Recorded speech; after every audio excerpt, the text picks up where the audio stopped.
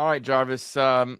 We spent so much time talking about the newest piece to the Georgia Tech football quarterback room, Alberto Mendoza, all the excitement that comes with him. If you are a fan of Georgia Tech and you haven't been on social media recently, just look at any of the latest transfer portal signings and see how those guys are very excited that Alberto Mendoza is in the quarterback room. We talked about Jarvis, whether or not he would be the day one starter. If you haven't caught that episode, definitely go back and check it out. It's just from the day previous, part of that conversation. But now I thought it was interesting to talk about hey, there, instead of 3 guys in the room, there's now 4.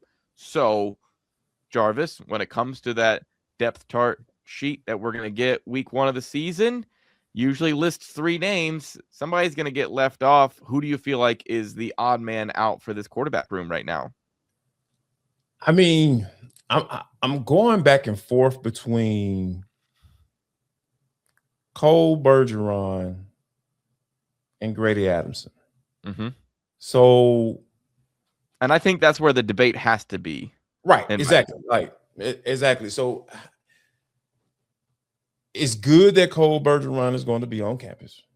He's an early enrollee. He's a mid-year guy. So he's going to be at spring practice. He's going to be able to suck it all in. And I think that, and we kind of touched on it a little bit yesterday's episode, but I think that when you have a new OC come in, I feel like a guy like Cole Bergeron has an advantage because Adamson don't know what the style is right now. He don't know, like he doesn't have a good grasp of what they've been running already. I know a lot of people talk about Chris Winkie and all that stuff. I get that. Chris knows who he is, but it's all about George Godsey calling the plays.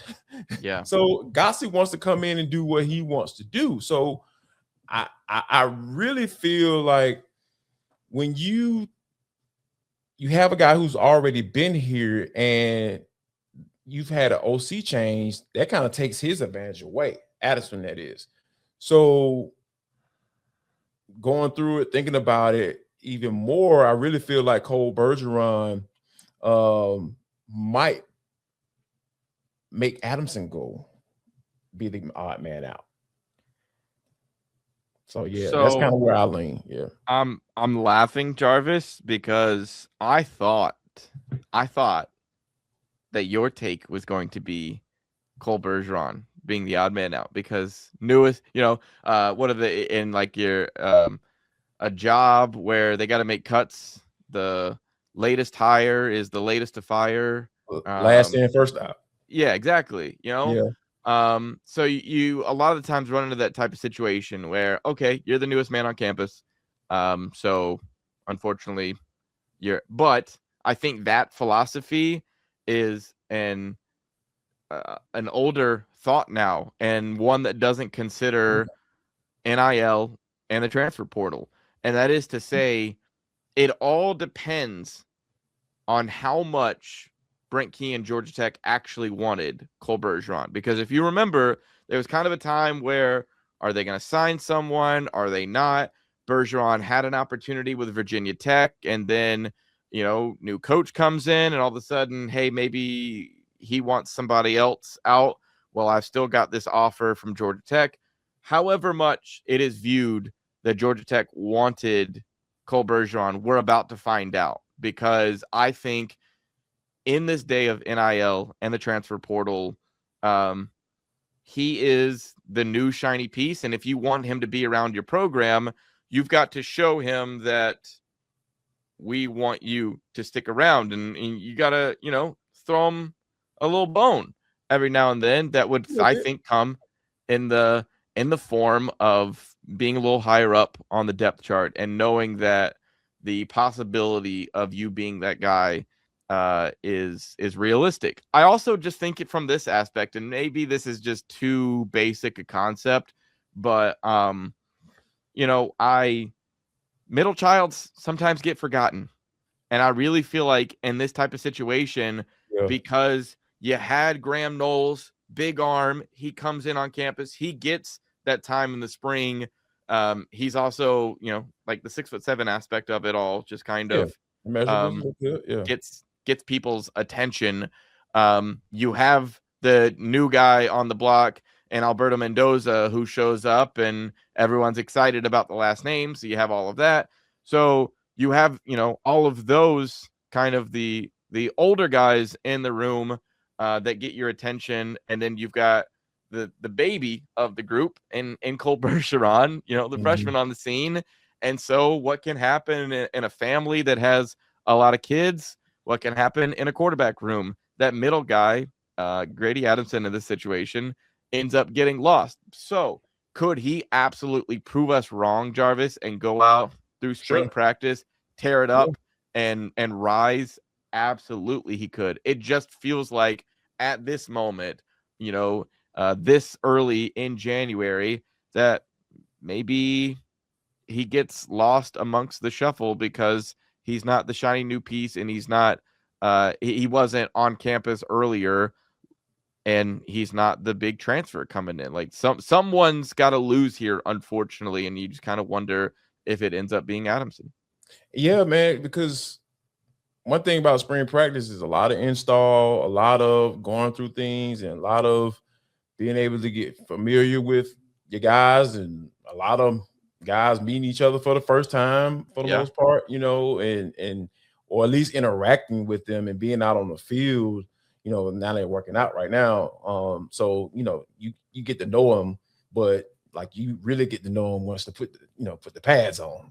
That's a whole different getting to know, So I really feel like in this particular case, there's going to come a time during this install that guys going to get work with the ones. And, you only can have one quarterback out there at one time. One. That's it. I know it's an open competition, and I really believe that is going to be an open competition, but you're going to have a strong two by the end of spring. So, and then the third guy going, kind of be a hang around and watch and learn. And that fourth guy is probably going to be trying to figure out what school he can go to next year, or he might just say, hey, man, I ain't got time for this. Now, the portal in the spring doesn't exist anymore. So I don't know what you're going to do. You stick around, but yeah, man, at some point, those reps, those competition reps are going to get minimized, and they're going to start dwindling down to a strong 2, maybe 3 as they get prepared for summer camp. Yeah, Jarvis, on depth charts that we get at games, you go to cover a game and you see everything laid out. I feel like what you're talking about is a situation where multiple names are in bold and it says or. We're likely going to end up in a situation week 1 of a Alberto Mendoza or Graham Knowles, or maybe we just get 2 names in bold, and then you get the others. And so, I'm very. Say what? You think that's gonna go that far? It depends. Like, I think it depends on if that matters to those guys. If it matters to Brent Key, who is obviously going to be the one with the final say on putting that sort of stuff together. I would assume no. I would think it stops at 3 quarterbacks, and then you just kind of figure it out by process of elimination after that aspect. But it's also one too that they're not often updating this throughout the season. So even if it were to change throughout the year, it's not like we would necessarily find out unless Key or Winky or Godsey, speaks up about it all. But it's definitely, man, I mean, those reps in the spring game are going to be very interesting of who comes out there first, who comes out there second. Do you get 3rd and 4th reps, and how does it all How does it all shake out? Yeah, man. I think that's why I say, I got to do a little research to kind of figure out, how things went last year's spring practice. Because we knew who the starter was last year. Yeah.